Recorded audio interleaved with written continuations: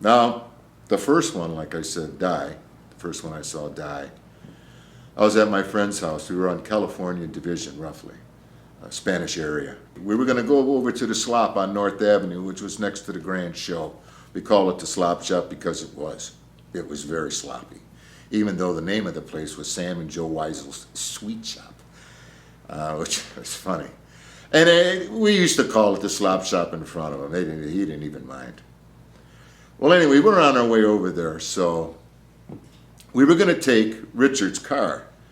So we went into the garage, we opened up the door, and there looked to be some kind of mafioso guy who had been shot through the mouth and came out the back of his head. So we called the police, and they knew who he was. I never saw the person myself. But strangely enough, after they made the report, took him away, you know how they do a crime scene. After everything had cleared out, I was by Rich's house again. He was getting ready to change clothes. We were going to go out. And there was a knock at the door. And there was two big mafioso guys. One had a gun and he had it hanging out all along his side. Just laying on his side like that, standing there. They wanted to know where the money went that he had on him and all his jewelry. Because when they went to the morgue, he didn't have any money on him and didn't have any jewelry.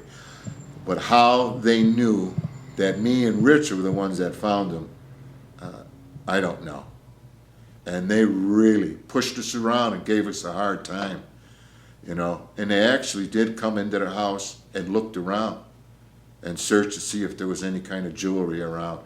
I would imagine that the guy wore a lot of jewelry, you know, very expensive stuff, and supposedly he always carried a couple of $1,000s on him.